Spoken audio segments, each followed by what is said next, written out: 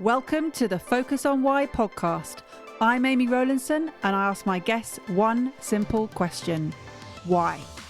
Focusing on the importance of why, I share with you the relatable, uplifting and inspiring conversations I have with people from all walks of life. This podcast will encourage you to focus on your why to enable and empower you to achieve the success you desire. Have a purpose, have a plan, focus on why. Today, I am joined by Xuan Meng. Xuan, welcome. Thank you.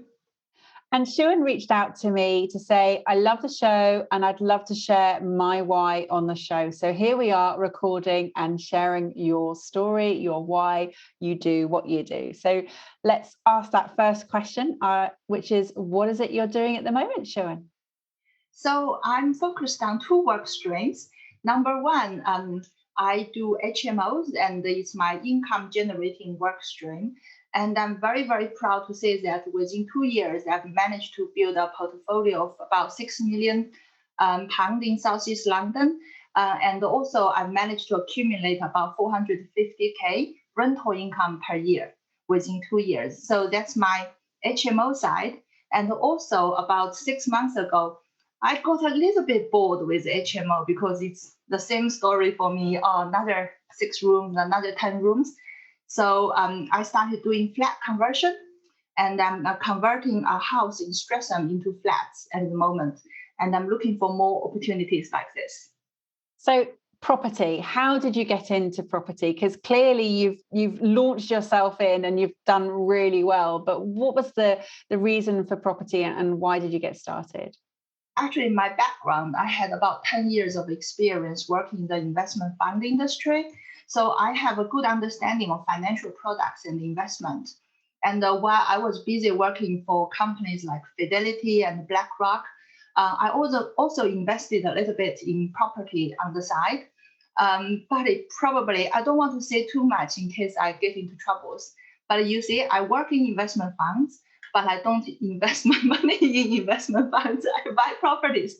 Okay, that's enough. I don't want to get into trouble. But I would like a little bit more control of my investment. And so I decided that instead of investing in, FTSE 100 companies where you have absolutely no control and you can't see the tangible results of your investment, I've decided to invest in property.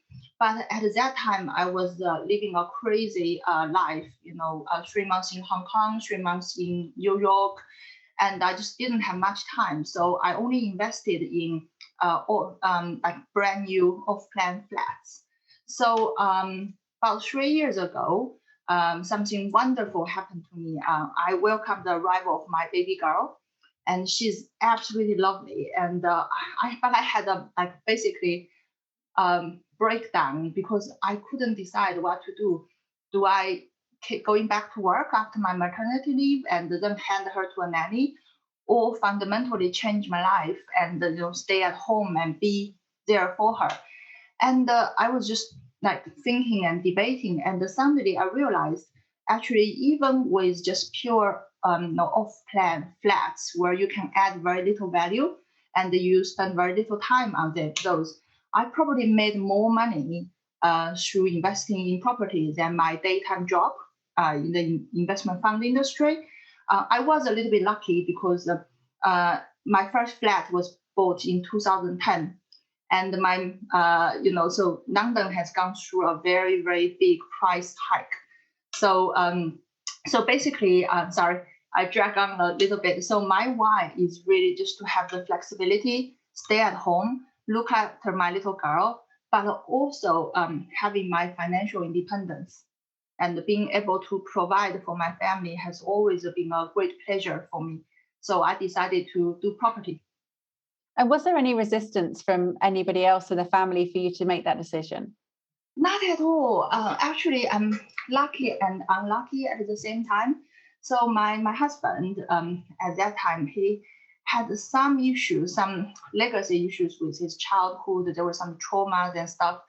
And you are mom, you know that, when a new child arrives in your life, actually bring all those things out.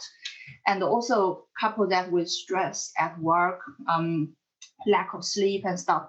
So he had an absolute meltdown. He had to stop working straight away and go on sick leave. So there was another why for me. Actually, it was not a why. It was like I didn't even have an option to be a stay-at-home mom. So at that time, I didn't actually. But the really good thing about my husband is he's a very, very nice guy and he's very supportive.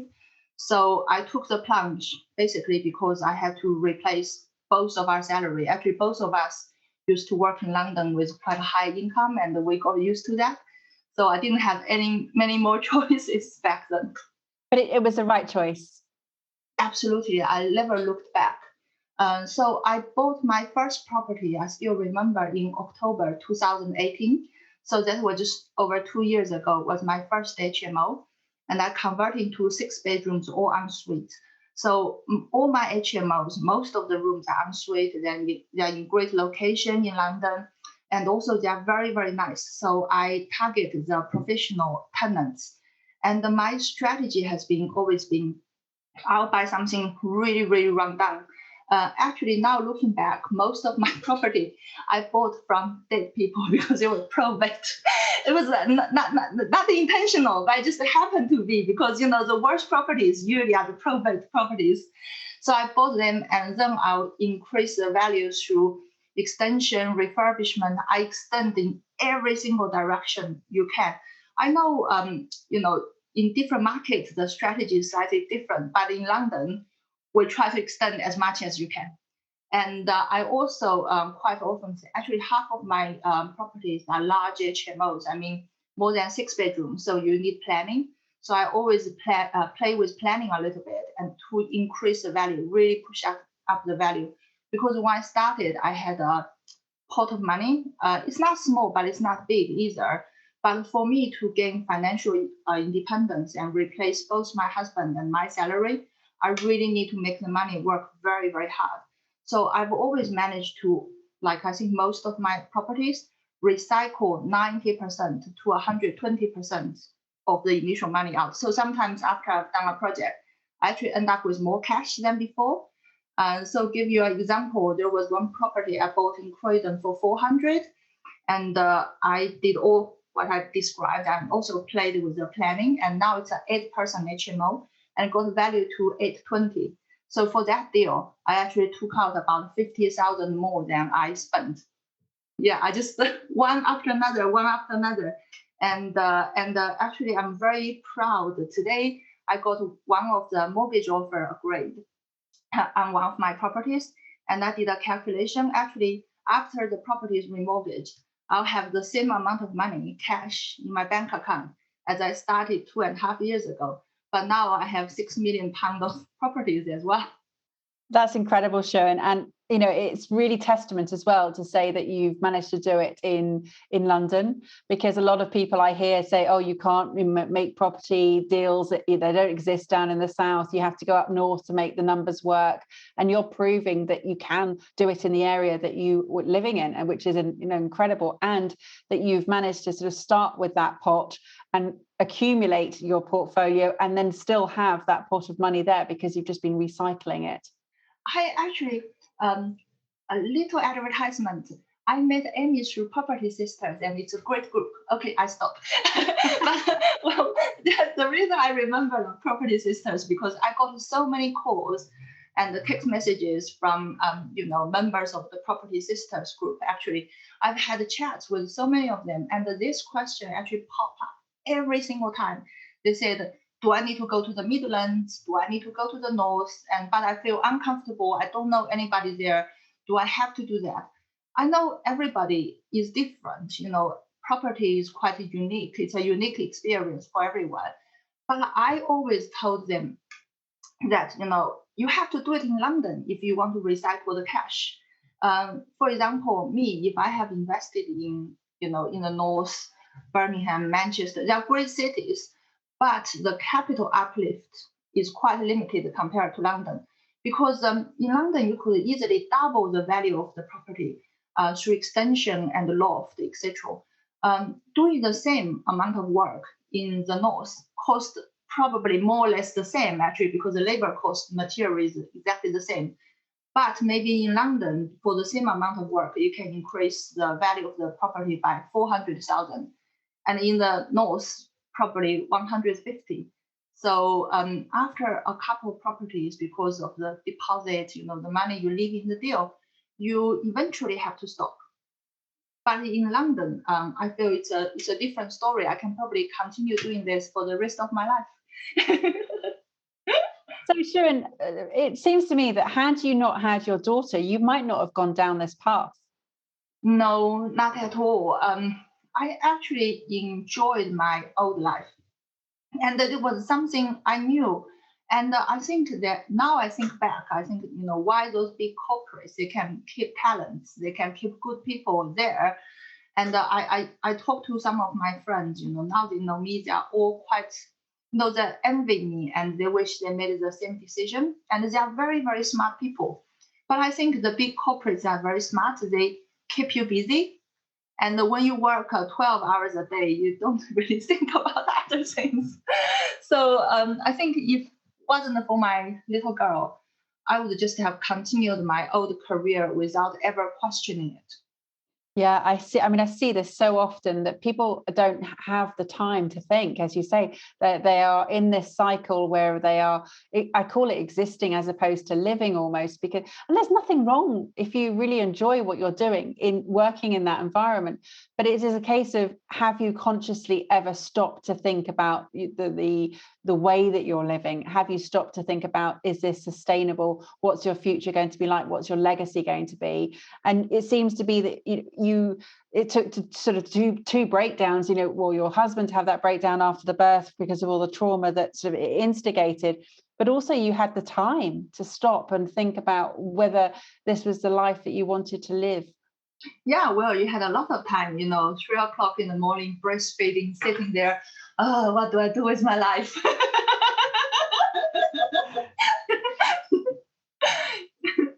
So as a result, and you've clearly sort of changed the whole family dynamic as well. It's not just been from a financial perspective, it's from a well-being and sort of a different perspective. Has your husband gone back to work now, or is he involved in? Nope.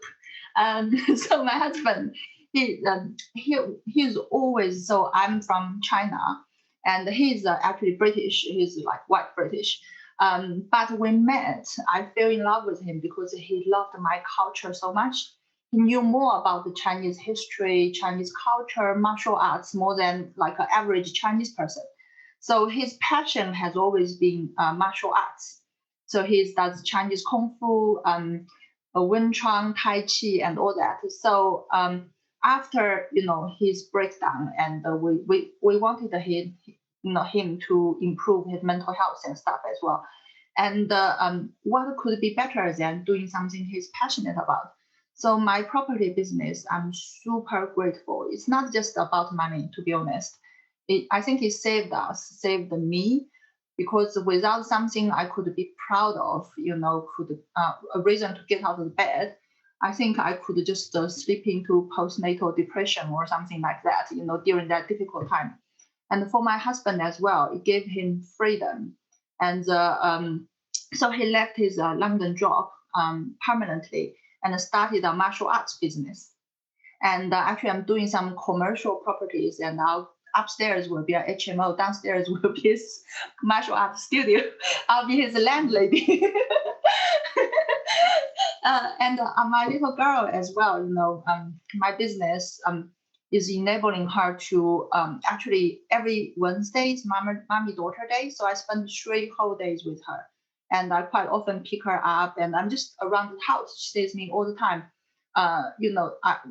Daddy as well. Daddy spends so much time. Actually, Daddy probably looks after her even slightly more than me. And on top of all that, and we can still afford for her to go to a really good private school, extracurricular activities, which I think is a blessing, because we all know the sacrifice. A lot of the people I grow up with is either private school but no parents, or parents but no private school. I am quite proud that I give her both. I hope she appreciates it. And you mentioned about your sort of peers, your colleagues, sort of being envious of what you're doing. Have they asked you specifically how you've done it? They have, and a few people they want to actually copy me, but I don't know. I think I'm quite brave. The fact that I'm Chinese, I'm in this country. I used to live in Luxembourg and Ireland. I think actually sometimes I get frustrated with my friend because they're like, "Oh, Xuan is so cool, I want to do it," and then like 6 months later, Xuan is so cool, I want to do it. I'm just like, just do it, but they still haven't. I've managed to inspire a couple of people, but I wish I can inspire more people. But my partner always says to me, everybody is different. Yeah. The reason I asked that question is because my husband retired because of us creating the property portfolio within 3 years, and everybody congratulated him and sort of saw him off and said, "Oh, fantastic, enjoy your sort of retirement." I mean, he hasn't retired because he hasn't been able to do the things he's been able to do because of lockdown, but he wanted to spend more time playing golf, to help volunteering with rugby, and to help to see his family more. But because of lockdown, he's not been able to do those, and he wanted to sort of travel much more as well. But what he has been doing is he's been sort of working on the business. But what happened was not anybody asked him how. Nobody, they all complained about their lives, they all complained about being stuck in the sort of 9 to 5, but nobody actually approached him and said, "That's amazing, how did you do it?" And it just really surprised me. And as you're saying, lots of people are saying, "Oh, you're great, well done, I'd love to do that," but they're still not actually taking the action. And you said you were brave and you just did it. You were forced to, you had that clear why. Do you think it's having that clear purpose that helped you? I think absolutely. Um, Actually, I've always planned ahead, and I had the why. In my different stage of my life, maybe the why is different, but I feel like I always had the drive, the why to do the things I want to do. And I think it's so important because it's not easy. Even with my property business now, I say, oh, HMO is a bit boring now, just another one, another one.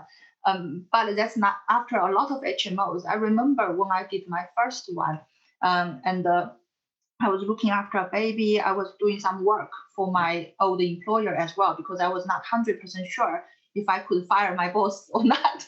I was still thinking there might be a chance I have to retire to work after my maternity leave. So there was a baby, there was the old job, and then there was property. And, everything was a big decision because you only had that much money. You are worried about the risk. And I remember with the windows, I took quotes from 10 different suppliers and took maybe 2 weeks. But of course, now it's just a phone call. But it was very, very, very difficult at that time. And I think every step, actually, property is fraught with problems. I feel like I'm a firefighter. So every step of the journey, especially the first property, if you don't have a strong why, you have 10,000 reasons to stop doing it, to quit at every stage, during the buying, during the planning, during refurb, and even the property I told you, I uplifted the value so much, right? 3 planning application got refused twice before I got it. So I think you have to be determined and positive. You're absolutely right. And it's really interesting because, again, it's all about the obstacles that you're going to face, but knowing that they're on the way and not in the way. And I know that sounds sort of really cliche. And it's also understanding, as you say, to work on the business, not in the business, so that you've got systems in place. But property, as with any business environment, does come with so many different elements, so many different areas that fit into place. And you do need to get sort of experts in the different areas for it to work, and having the right people to advise you, because there are so many different things that can go wrong. And for me, again, have gone wrong in the process of building my portfolio. And I say, as you have said, you have to understand why you're doing it, because otherwise you will just fall at that first hurdle. And you said about the planning permission. I had a planning permission that was refused again and again, and then again is the third time we got it through. But you have to just keep going. You have to be determined and conscientious about it. And you said earlier, that property essentially saved your life, or the lives of both of you. Yeah, absolutely. I think without property, I would have lost my why, lost my purpose, and for me, I think that's huge. And also, it has given my not just me, but my entire family freedom, not only financial freedom, but I think the other most important thing is time and flexibility.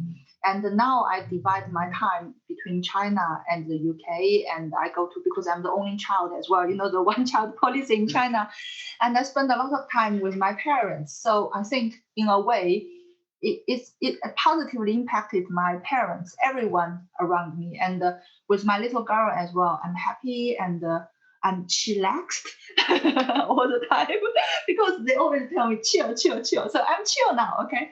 And I think it's I can't be more grateful, and I love it. And I sometimes I joke with my friends. I just think how lucky I am, because quite often, right, you have a dream, you have a passion, but very few times your passion happen also to be something that actually gives you financial freedom, and also happens to be something that you are good at. So I think with property, I have found that I am so lucky. I'll be doing it for the rest of my life. The other day, I was interviewed by a bank, and they were asking me exit strategy. And I said, I will be doing this for the next 30, 40, 50 years. As long as I can still move around with my cane, I'll still do it. And the bank manager looked at me. Yeah, and then I think he couldn't believe it. He was laughing at me. I love that. And what you're doing today is that you reached out because you wanted to sort of share with others that this was your journey, to inspire them to take action, which is essentially, why I set this podcast up, which was to inspire others to take action. And I know that I'm surrounded by many action takers already, and within the Property Sisters, that's how, we've connected, and incredible feats that many of those women are doing in property or in their businesses, and there's some property connection there. What is the vision for you over the next 10 to 20 years? I know you said you're going to be doing property, but more specifically, what is it you have in plan? So number one, I'll keep doing my HMOs, because I do believe it's a great model. And more and more people, they choose to live alone. It's a lifestyle choice now. So, HMO really cater to that group of people. It's not just a room, but a community. Actually, I have a dream one day. I want to build something, not just my 8, 9 bed HMO, but a block with library, swimming pool, a community space, spa, cafe on the ground floor, and upstairs, the all individual nice rooms with ensuite. So people, they can come together when they want to, but they all can also retreat to have their privacy. And actually, I speak to so many of my friends. I traveled a lot in different countries, and all my friends say that they want to live with me when they are old. So once we get rid of the kids and stuff, they want me to build a co-living place. So it's not even just for young people, for old people as well. So that's my dream: build a community, large, proper co-living style projects. On the other hand, I actually got into doing flat conversion, and I'm now doing like 2, 3, 4, 5 flats in each building. But I think because I like pushing myself, and I like trying new things, I hope one day, you never know, because I'm still quite young, and I started my business only 2.5 years ago. And I've had the Brexit and COVID, and I'm still here. And the company is growing at a really good pace. So who knows? Actually, me, I come from investment background, so I like those financial models. Actually, I applied the rate of growth to my business for the next 30 years. I think if I stay focused, stay motivated, and in 30 years time, my company will be about the similar size as Berkeley Homes or Barrett Homes. I know some people think, oh, Xuan, but you need to have a dream, right? I don't have to be a Berkeley Homes, but that's maybe something you can look up to. Well, save a place for me, because I'm going to come and live in your co-living. It sounds fabulous. Another No person. problem. And you have different locations as well. Actually, because we were traveling, we saw a building in Portugal and we saw a building in Spain. We saw a building in Copenhagen. Maybe we can do like we can sell you timeshare as well. You buy this, you can go to different countries. But it does sound like that kind of that image. And when you described the commercial property that you're currently sort of looking at or renovating at the moment, where your partner can have the ground floor for his kung fu and you can use the rest of it for accommodation for HMO above. Again, that's similar to the space that you're designing right now, your community dream, to have all of those facilities on the ground floor for leisure and for community, for coming together, which is fantastic. But the co-living space, I think it's a really important one, because as humans, we are actually built to be in communities. But we want to connect. We have that sense of belonging, and that's need to do that. So you're absolutely right in having a focus there. And I do think people, the distance between people are getting bigger and bigger. But we are social animals, and I think maybe that's why now we have so many issues with mental health. Imagine in the past, you grew up and you move somewhere maybe 1 mile away from your parents, and you have friends 30, 40 years old. And nowadays, for example, me, I went to Ireland, I went to Luxembourg, and then I came here, and I'm completely detached from my parents, my family.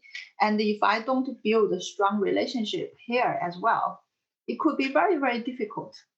Yeah, no, you're absolutely right. And interestingly, you were working crazy hours. You were working in a corporate, and you managed to find a partner, even though you were working all those hours. How did that happen? Do you want the truth? Speed dating. Well, it had to be speed something, because everything you seem to do is speed, Xuan.